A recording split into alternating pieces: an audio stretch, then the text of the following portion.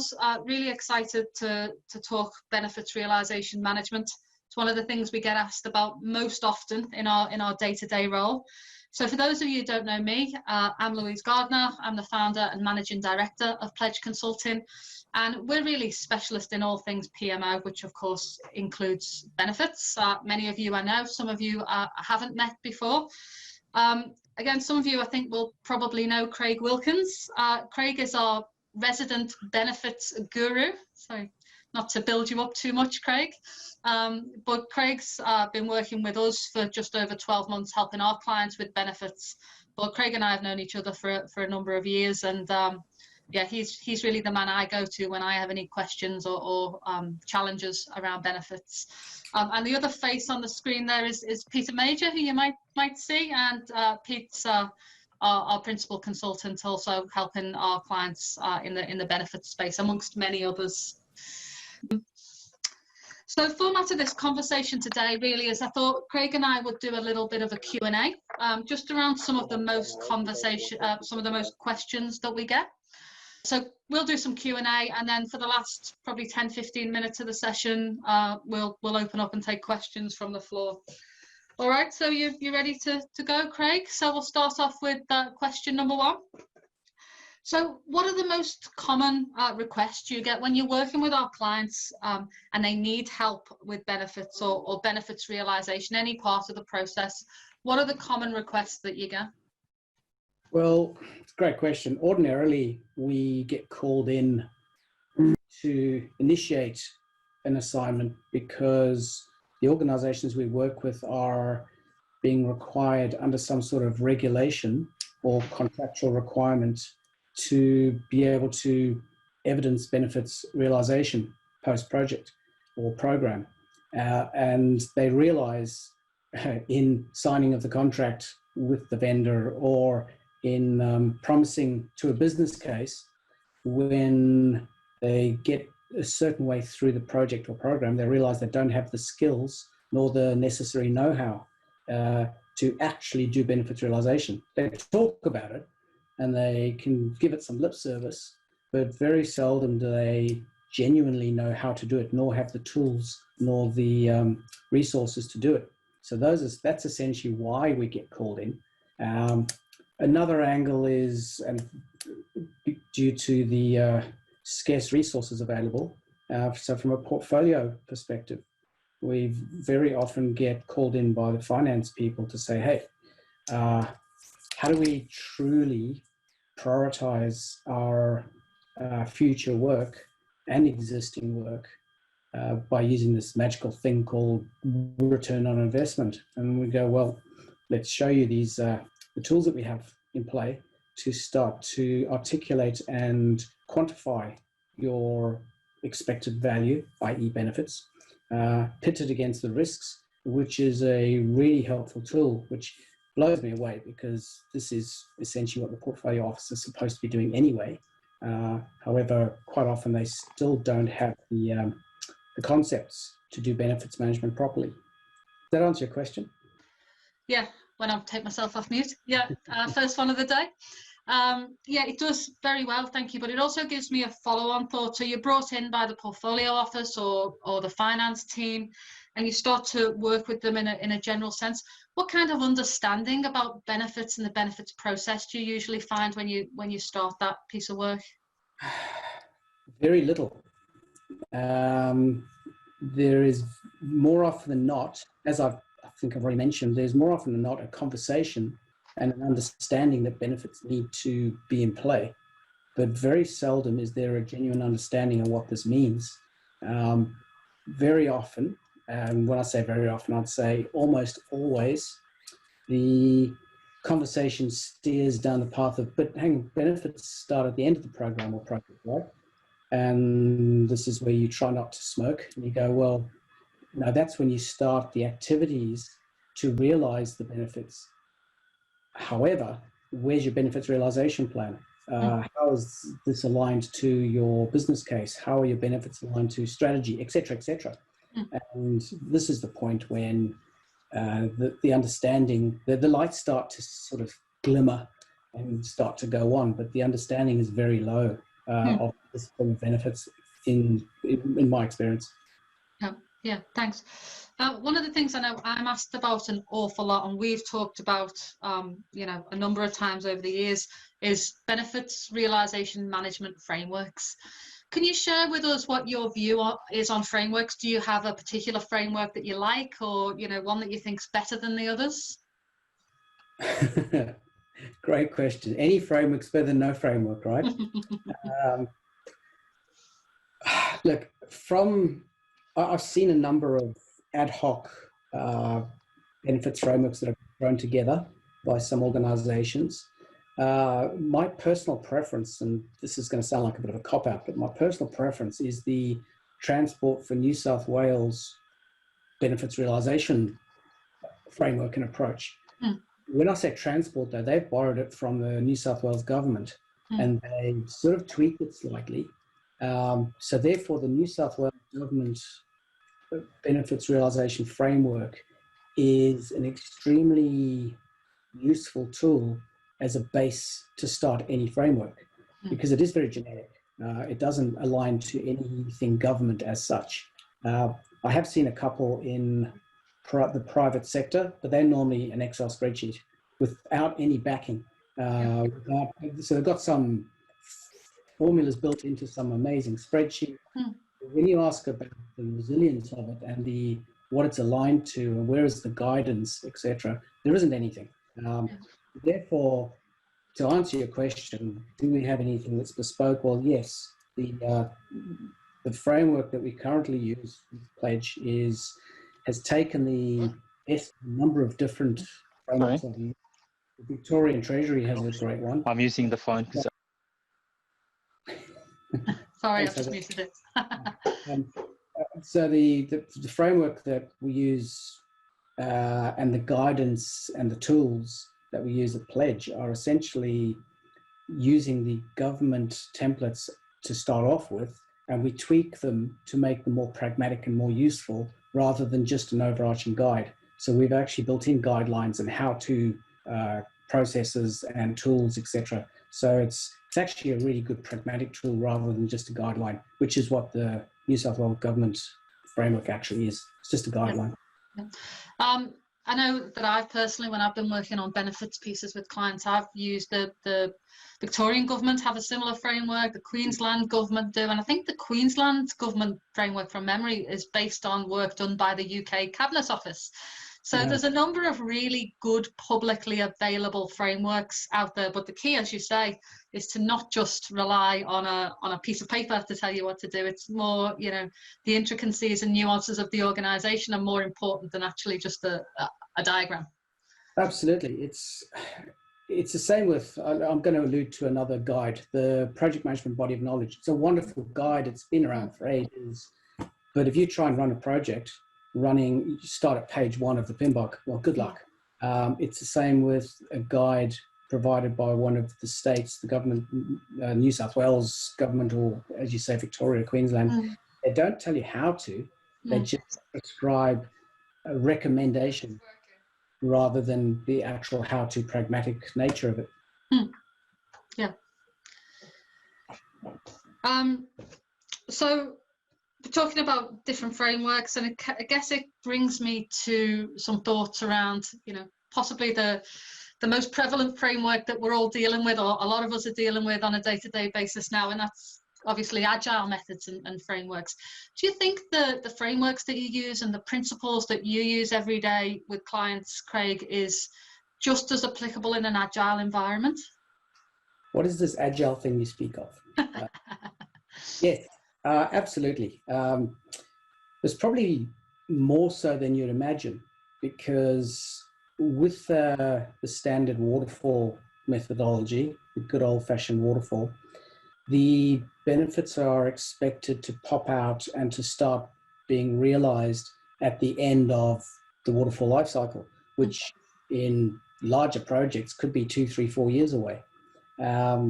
Whereas the way, I'll call it an agile environment, a iterative development life cycle or framework is designed, is we can produce something quicker than you would in the long haul on a waterfall.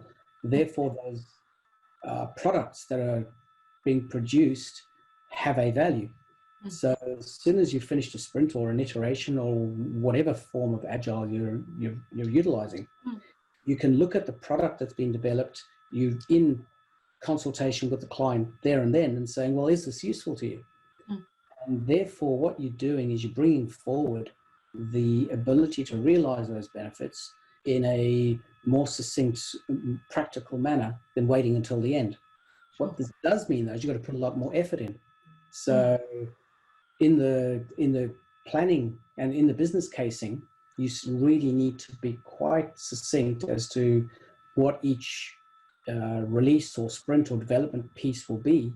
Therefore, the product manager in the agile environment needs to truly understand what they're going to be delivering, what the capabilities are that they're going to be providing with each release, hence how that will improve the operationalization of this software. Therefore, you can reap the benefits. So there's a lot, you really have to understand the nuances of what you're delivering to be able to align the benefits. So lots and lots of words. To answer your question, absolutely. It does work in an agile environment very well. And do you find different pain points, or is it essentially the same per pain points, but just magnified because the life cycle is shorter? Yeah, it's definitely exasperated because the life cycle is shorter. It means you've got to put a lot more effort in sooner to get the foundations correct. Whereas in a large waterfall project, you've got potentially a year or two to get the foundations in and the realization plan sorted and work through your profiles. Whereas in agile, you've got a lot less time to get the foundation in. But then it's just a repeat of the foundation, allowing to the capability or the features that are being provided per release, therefore the capability. So yeah, it's a lot more condensed up front. Yeah, great. So it makes sense, eh? Louise, can I jump in? Please, yeah. So I've just started a short chat with participants about what industries they work in as a precursor to a question that I've got. And I guess a lot of people on the chat work in different levels of government. So there's a number in local government, there's a number in sort of larger government agencies, there's also one from banking.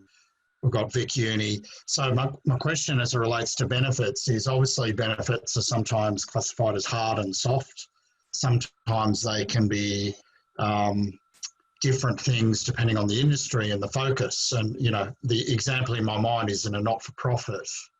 What are defined as benefits in a non-for-profit are going to be very different, most likely, to the benefits in a financial services organisation. So what are some of the tips and tricks that you provide to people that are maybe not always focused on the hard benefits, but maybe softer benefits or sort of more customer-oriented or harder to measure benefits?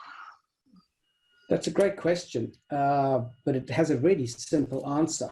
The answer is your benefits realization framework or guidance has very distinct categories, and each category has a definition and a description. So irrelevant of what kind of project you're running and the types of benefits, I would strongly encourage the focus on value. So we start to talk about value rather than benefit. So therefore, something could have a financial value. In the question you just asked, that would be a hard benefit. But we steer away from hard and soft because that's two categories which are way too fluffy. We want to get really focused. And once again, I'll allude to the government frameworks. They go into a lot more detail in what is a financial benefit, an economic benefit. They don't call them hard and soft anymore. Those words have been essentially eradicated from the dictionary of benefits realization. Therefore, focus on the value. And if it just so happens to be a revenue increase or a potentially cutting of costs, sure, that's a hard financial benefit. Those are essentially the easy ones. The difficult ones are the ones that are efficiency based. So trying to understand, come up with what does that really mean to the business, because just because you save someone 5 minutes a day, you multiply that over the days and the months and the years, means nothing, because you need to know what you're going to do with that 5 minutes once you've saved them 5 minutes of time. It's what you do with that saving that matters, not the fact that you go, oh, we'll save 5 minutes. That's not a benefit. That's more of a statement than anything. So it's about value. It's a great question. It's about categorization and value of each of those categories. It's a good segue into my next question as well, which stems from my observation that sometimes you will go in and we'll work with clients who appear to be quite mature in terms of frameworks and level of understanding. But when it actually comes to realize benefits post-project or post-program, nothing really happens. So I'm really keen to understand, what are your strategies to make sure those realizations happen post the end of the project, and that handover to BAU is effective? Yeah, well, BAU is critical. The fact that we get BAU on board is vital. Funny enough, I got asked this question last week. Someone said, how does change management, now organizational change management, and benefit work together? But like, are they distinct or are they aligned with each other? Well, the answer is they're absolutely aligned, because change is how the business changes from current state to future state. Benefits are what's in it for us once we've got to future state. So in order to make sure, or encourage, you can't make sure of anything, but in order to encourage that the benefits are actually realized post-project and into the program, if there is a program, the benefits realization plan itself has to have a governance model which is more often than not aligned to the PMO style governance model. And in there you have roles and responsibilities of who owns the benefits, who's accountable to the exec for reporting on these benefits. And all of that has to be absolutely crystal clear, totally transparent, and signed off by the exec and the sponsor and the benefits owners. That benefits realization plan is quite a work of art. It runs in parallel to a project management plan, but it still has a life of its own moving towards handover. Once you get to handover, it's everyone should, the key stakeholders should understand what they're up for and the activities that are required to be conducted by their resources to be able to report on their accountability to benefits. And when you mention this, they look at you like you're an alien, because they go, what do you mean we have to have resources to do stuff? Surely the system should just spit out answers. And we go, yeah, who's reading the system? What metrics are you getting from the system? Who owns the system? Yeah, and so on and so forth. It's not as simple as it sounds. So if you're faced with a leadership team towards the end of the project, as well as trying to convince them of the need to invest resources in that change piece, if you like, are there some key messages that you give to those people to get their attention and get them to understand how important this is? You know, what strategies have you used with leadership teams to essentially get their attention? Well, two things. The first bit is the question you asked is, how keen are they? Mm-hmm. If they have KPIs applied to them that are aligned to them achieving the outcomes and the strategic intent of the project or program, I'm giving them a lifeline to allow them to achieve their KPIs. If there are no KPIs and they are merely a sponsor for sponsor's sake, then good luck. They will not want a bar of this, because they're not being asked to report upwards, and there's no accountability on them to deliver to the business case. So in that instance, I'd say don't bother. You're wasting your time, because once you hand over, it's move on to the next bright shiny thing, and they're not being held to account for the benefits anyway, which is unfortunately fairly common. However, in the government circles, the Treasury is putting a lot of focus at the moment on benefits management when asking for Treasury funding. Therefore, there's accountability. There's true accountability against a business case. And there are KPIs being written against those business cases. Therefore, we're seen as assisting them and aiding them to achieve their KPIs, which is, that's an easy sell. And you get attention that way. So there's got to be accountability. That's what I'm hearing. It's a nice to have, and you can start the journey without investment and sponsorship and accountability, but you actually can't finish it to any real degree, is what I'm feeling that you're saying. Not at all. And so one of the things that I have done numerous times in the past is you create a new governance, which is sort of aligned to the existing governance form, but it's called a Benefits Realisation Board. Yeah. And all this board does, and the governance model is created in the Benefits Realisation Plan and the Handover Plan. And it's essentially, these are key stakeholders, these are benefit owners who get together on a frequency set by them, and they discuss the achievement of the benefits. Are they still relevant, and are they being achieved to the business case requirements? And if not, why not? Or it just spurs the conversation, but it makes the accountable people know who's accountable, and therefore they can appoint responsible people because they're accountable. But it seems like it's extra overhead, but it isn't, because it sits in parallel with the existing governance. All you need to do is dedicate X amount of time to a normal governance reporting process, and you can focus on, it becomes a line item in the agenda to focus purely on benefit. But the whole reason we do projects and make these investments is some kind of gain. So it doesn't seem like a huge stretch to want to make sure you achieve the gain when you spell it out like that. Exactly. So go figure. Why aren't people doing it? It just doesn't make sense. This is supposed to have been done ever since the introduction of business casing, but it's so badly done. It's quite astounding. One of the things that's occurred to me when we've been talking a little bit about doing this webinar is the way that the benefits landscape has changed over recent years. So I think back even 5 years, 5-6 years when we first started the business, we were having very few real benefits focused conversations.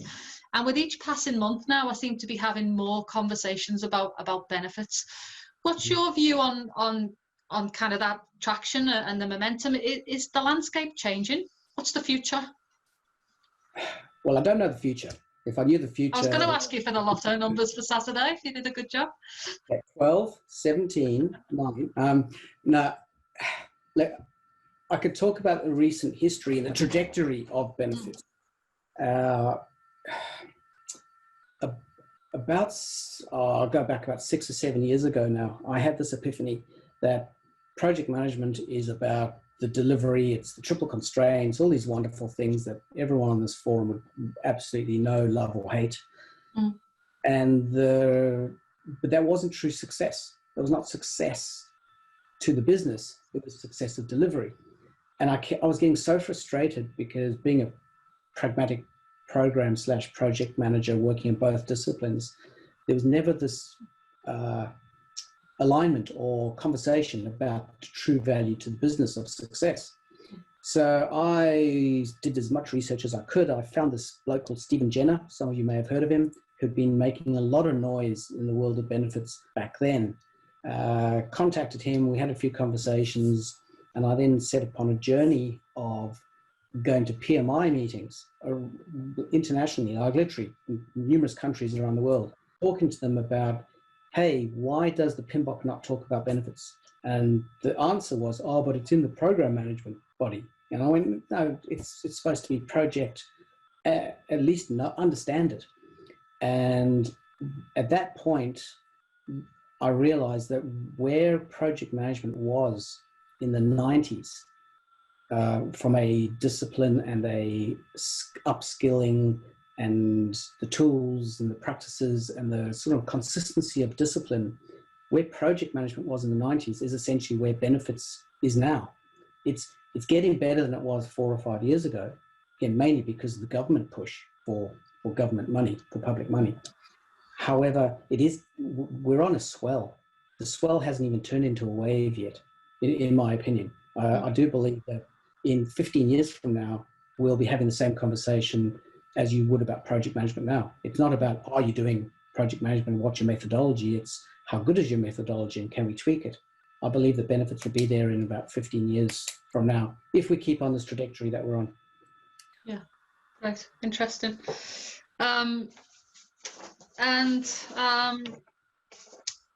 We've got got a good crowd here today, and so there's a lot of interest in benefits, and I'm sure I can't wait to hear some people's questions, but I'm sure people are at different points on that maturity curve. Put yourself in the shoes of somebody who's about to start the benefits journey. What advice would you no, don't say that. What advice would you give the person who's about to start this journey? Look, it's the same with any journey, right? If you're about to go in and try and make changes in your organization, be realistic, understand which methodologies or processes your business currently utilizes from a portfolio, program, project perspective, understand where you're at, and get skill, understand what benefits management really is. So skill yourself to genuinely understand when it starts, understand the benefits management lifecycle, understand. So when you actually start to talk to people, unless you're passionate about doing this, as I was about 7 years ago and still am, I'm actually becoming more and more and more passionate about it the more I learn about it. If you understand the concepts and why you should do it, it's a very easy conversation to have. How to do it's totally different. How to do it's not that easy, but why is good. And if you can get that groundswell happening and you can speak to the right people within your organization about why you need to do it and understand the jargon and be able to see how this fits into your methodology, whichever methodology you're using, that's where I would start. Because you unless you have an innate grasp of the concepts of what benefits is trying to do and the talk and the lingo and the tools available, you're going to struggle and you'll just give up. It's understanding the motivations of why you need it, which will then help you to get to the how. Yeah. It's good. It brings us on to our training course, of course, that we've recently developed. So because we're really, in this space more and more, we've actually developed a 2-day training course. It hasn't been launched yet. We're hoping to hold the first one probably towards the end of August. It'll be a 2-day training course. So we're going to send out a survey post this course. And if anybody's interested in hearing more about that, we'd be very happy to put you on the mailing list for more details on the course. Very briefly, Craig, do you want to just talk about 3 or 4 of the things that people might get out of that, should they choose to go down that training course route? It's more of a workshop, I guess. It's very practical. Yeah, and look, I think you've nailed in that last statement. It's a workshop. It's a practical, pragmatic workshop rather than a training course that you travel along to get a certification. The certification courses are great because they teach you the fundamentals as per a textbook, and then they teach you how to pass the exam. And at the end of it, you get a certification saying, hey, I'm a benefits realization manager. Then you go along to actually do the job and you realize you don't know anything. What this course will do is you'll come out of this with practical tools. It's a workshop, it's not a training. You get obviously taught some basics of the theory, but you work through a case study all the way from business casing through to the end where you've built a benefits realization plan, you've worked out how to calculate and quantify benefits, you know how to build a governance model. So essentially you can come out of this 2-day workshop and have the fundamentals to go straight in and start to implement. Now, obviously you won't implement the whole thing because it's a rather large change piece. However, it'll give you really good guidance step by step of how to actually do it. We'll talk about the why, but we'll show you how. And if you want to go off and get your certification along the way, well, that's good for you. That's fantastic. But this is where the rubber meets the road, and you can actually do it. It's very much I don't know if you're aware of the 70-20-10 concept in adult education. This is very much the 10 and the 70 all combined, because what we do post the training is we offer a consultant. I'm aware, but do you want to explain it to those who might not be? Okay, so 70-20-10, 10% is your fundamental educational uplift. It's where you sit in a training course, or you watch YouTube videos, or you do a virtual training, whatever, however you have that knowledge transfer is your 10%. That's of the whole 100% of the capability uplift. Or moving towards competency, I think, is the best way to put this. So our training course is obviously the 10%. However, the 20% is your management in your organization sitting with you, and then coaching and encouraging you to take what you've learned and giving you the opportunity to take what you've learned in that 10% and apply it into the workplace. So that 20% is critical, because if you don't have a supportive management hierarchy, that 10% goes out the window very quickly and you forget it. It takes about 3.5 weeks and you've forgotten it anyway. So you need that 20%. And then the 70% is workplace implementation. It's where you're actually pragmatically doing it in the workplace, which when you combine all three, you get confidence. And if you've got confidence and skills, you've got competence. And that's what we strive for, is ensuring that you're actually competent in the workplace with the tools and the knowledge. So therefore, we offer the 10, and then we're happy to coach your coaches, but it's all about this, the 70%. We will come into the workplace and work with you and show you how it's done and help you to do it. And that way you embed the knowledge. Yeah, great. Thanks. Thanks, Craig. Really good. Apologies for the dings. Emails coming through. Why don't we open up? Are you happy to take some questions? Yeah, sure. We've got some good stuff going on in the chat that I've been half looking at. Would anyone like to kick us off with questions for Craig? Tracy had some good points before, if she's still Hello. with us. I'm here. Oh, hi, Tracy. Thanks. I just wanted to ask, because everybody sort of writes their, or tends to, especially if you're in government, writes your business plan with the intention of wanting the benefit, and that's right at the beginning. And then you get in, and then it's all about, can you actually deliver it? Can you deliver it within the money? Usually, it's yours. Usually about don't overspend, but don't underspend either, otherwise it makes you look like you planned poorly. So even if you do underspend, sometimes that's not well recognised. But my question was more about, when the benefit does come and you're handing over, what if it's not straight away? What if it's got a tail? What if it's not going to be, that benefit isn't actually going to be realised for perhaps 6 months or even longer? And also, sort of part two of that is, what if there's other effects on that benefit? Have you sort of solved that and measured that and showed the impact of whatever change you've made? So that's it's an excellent observation, because it's very common, and B, it's a great question because I have an answer. So I mentioned and alluded to this thing called the benefits realization plan, which is a work in progress all the way up to the point where you hand something over. Now, I don't want to say this can work in any environment, agile, waterfall, doesn't matter. What that benefits realization plan has is it has a timeline of expected benefit realization, and we point towards a trigger of an action, that something will drop, something will happen, something will be delivered, there will be a survey out to your customers, whatever the case may be. There's a trigger at which, sometime in the future, at which point you are expecting your benefit to start to be realizable because of that trigger.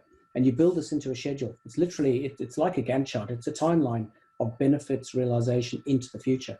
Very seldom will you actually get the benefit dropping the minute you hand over the project, or the minute the product is delivered or designed, delivered, and implemented. There's a curve. There's a learning curve which very often brings about disbenefits, again, which gets built into this realisation plan. So it's a great question because it shows the importance of understanding the discipline of benefits realisation management and the work that has to go in to managing expectations. Does that answer your question? Craig, it's Peter here again, just following on from that good answer. Sort of made the observation in the chat online that benefits tracking and reporting appears to be one of the hardest, if not the hardest thing to do in a benefits framework, and almost to avoid the noise of restructures or resignations on new appointments and sort of hold the project as still hopefully having a value at a point in time. I'm sort of interested in if you've got any great case studies or shining lights in your experience about where organisations have tracked and reported benefits well. Yeah, I've got more of where they haven't, but something I have managed to do. Something I have managed to do is with the benefits tracking and reporting. Once you understand or you've aligned the benefits owners, and there are multiple owners, they are the people who are accountable to the business for the value that this new initiative will bring, right? So therefore they're accountable to report on a return on investment to the executive on an ongoing basis. Once you've understood that, a key to the benefits realization reporting, tracking and reporting is to not create new reports. It's to utilize the systems that you have in place to develop a process where you get the reports coming out of the system, if possible, in a systematic manner. However, the people that are the benefit owners, you don't put a name to that role, as you wouldn't in any other project or program discipline. You create a role within the organization that's accountable. So as I said, something I've done previously is that role had certain accountabilities attached to it. The person who was in that role left the organization, which I think is, Peter, alluding to your question.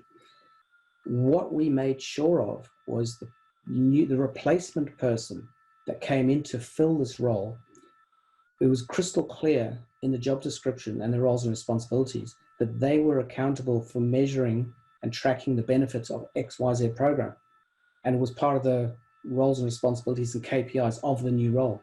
So obviously we had a fairly lengthy conversation with HR numerous times to ensure that we could encapsulate this specific requirement and responsibility and accountability into the role. It was fairly granular. So therefore, at least the person that was being hired into the role knew that this was part of their job description. And we managed to get HR across the line to be able to do that. And it was a substantial program. There was a lot at stake from a benefits perspective because they were reporting to the CFO. Therefore, the CFO was very happy to guide HR down the path of making sure that it was built into their job description. Does that answer the question? Yeah, I think so. It does. Great. Thank you, Craig. Yeah. No problem. I noticed a comment in the chat from Jose. Jose, are you still with us? Yes, I'm here. Yeah, would you like to just talk a little bit about the comment you made, which was around the challenges of changing people's thinking and some of the differences between benefits and outcomes? Because that resonated with me. It's something we come across an awful lot. Yes. The problem that we have at the moment is benefits is pretty new to the organization. And if you look at all business cases that have been developed in the past and currently developing, when you ask for benefits, they would actually put outcomes instead of benefits. So going back to the person or the author or the business team and explain the benefits, the difference of benefits between outcomes is quite a challenge as well. And across the organization, because we will be experiencing a lot of those, I reckon, because the way we understand benefit is that it's the same as outcome, or the way we worded benefits is the same as outcome. I would totally agree with you, and that was what I was alluding to earlier about there's a very, the understanding of benefits management and the discipline thereof is very, very low, because an outcome is not a benefit. It absolutely is not. And more often than not, when you look at a business case, you're 100% correct, Jose. They stop at an outcome. Therefore, you need to upskill the business analysts to not allow the business to stop at an outcome. They need to be able to quiz and poke and delve deeper to go, well, I like that outcome. That outcome sounds fantastic. But what's in it for you if you get that outcome? At which point you start to see the smoke coming out of people's ears because you ask them to actually think. And there are certain tools that we have and we've developed, which are, when you see them, they're so simplistic. It's literally asking a bunch of questions like, yes, so what's in it for you? Yeah, can you quantify that? Where's your baseline? At which point they go, what's a baseline? Yeah, so I understand, Jose, exactly where you're coming from. And funny enough, what you just said is the very first thing that I found 7 years ago when I started my journey on this benefits management exploration, was the lack of understanding of the terminology, and it just stopped at outcome, which is totally incorrect. Yes. Yeah. So there's a lot of thank you. A lot of work to fix that. But it's, yes. So what we do in the portfolio office, we actually sit down with them and go through the outcome one by one and help them identify the benefits. Out of those outcomes. Yeah. It's an educational piece to it is, yeah. change the understanding of where it is you need to get to at the business case. It's too late to find that stuff out later. Yes, I agree. Good. Thank you. Thank you. Thanks, Jose. We have a hand. I think it's Puneet. Is that you, Puneet? Yes, it's me, Louise. In disguise. Yeah, I was just going to add to what Craig was saying before. It's something Craig did on the program that we all worked on. And Craig, what you did, something different, and it's really working well now, is putting all the benefits in executives' KPIs. So they are accountable. So you know how you set up a lot of working groups before you hand it over to the program, and everyone was just fighting and not wanting to take the accountability.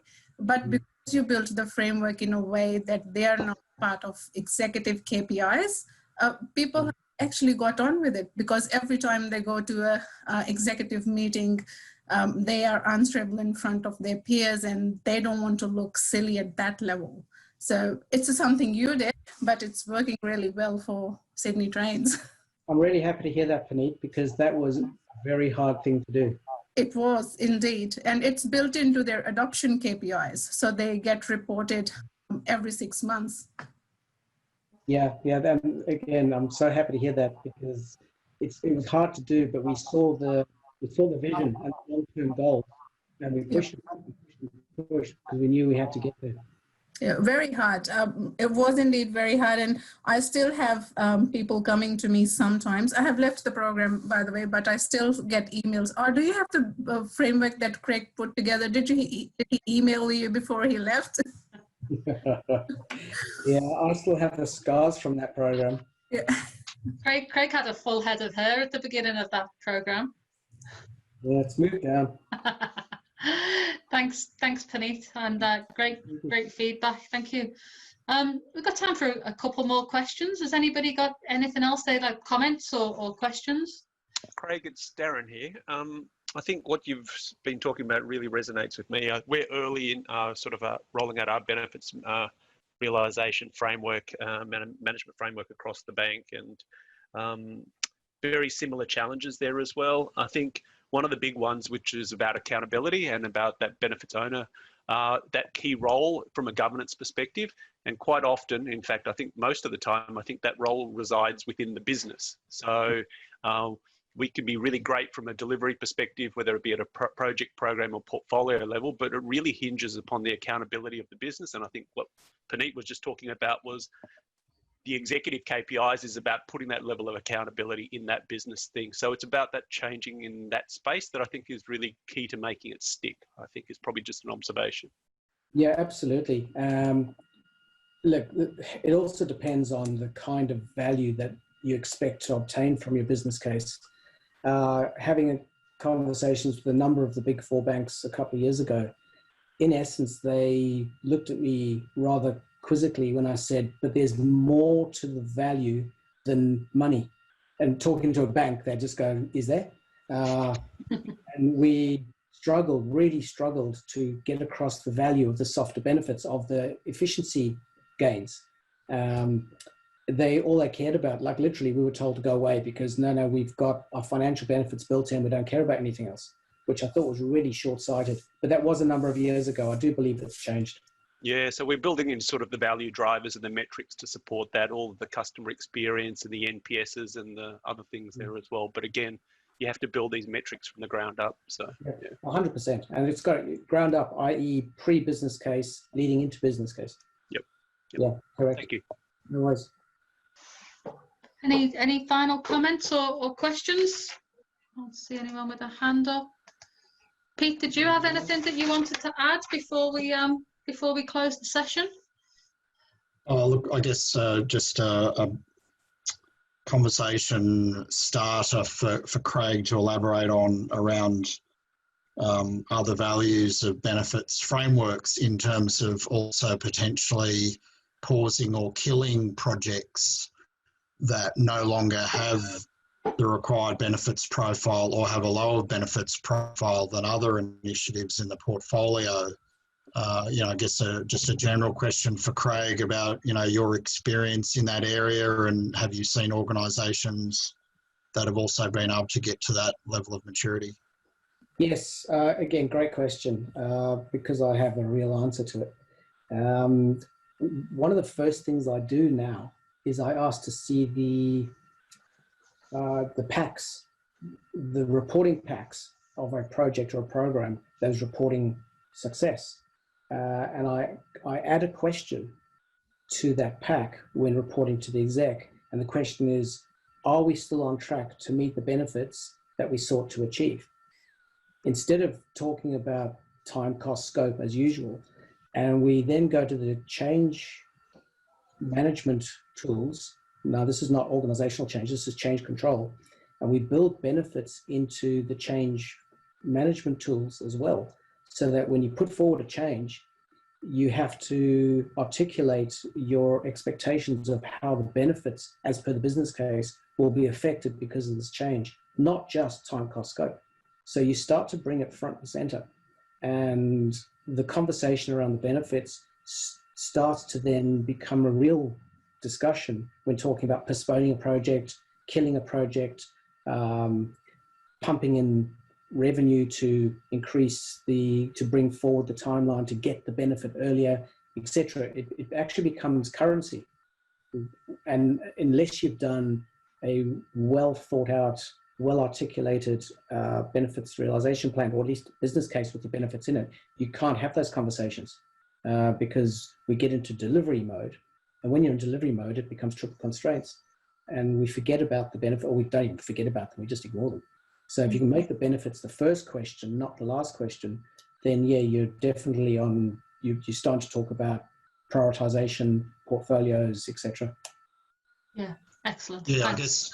I guess in my experience as well, Craig, I've heard too many times where project teams have completed the business case really as the dash for cash. So once they've got the cash, then they can just get on with what they perceive to be the real work, which is just getting the project done without necessarily keeping an eye back on why we're doing this in the first place. Yeah, which is why 90% of business cases are written anyway, which makes them pathetic in the first instance. Yeah. Thanks, guys. Thanks, Pete. And thank you very much, Craig, for your wisdom and your insights today. We're just about out of time, and I know people are dashing off to 1 o'clock meetings. Just a couple of reminders. So we have recorded this session and we will make it available to you guys. We'll tidy up the recording and get that out to you. Watch out for an email from us. As we mentioned, we'll see what interest there is for our course. Also very keen to have any feedback on what other topics you might be interested in for future events. One of the reasons we're doing events now is because we can't physically get close to our community. Usually at this time of the year we're doing conferences. That can't happen now, so obviously we're going to do it in a virtual way. And the final thing, and I know some of you have already registered for the symposium, but we are running a PMO leadership symposium. We've got a great program of events. It's a whole day virtual session running on the 25th. And please see the website if that's something that might be of interest to you. And thank you all very much for taking an hour out of your day for yet more screen time. We really appreciate it. Thanks, folks.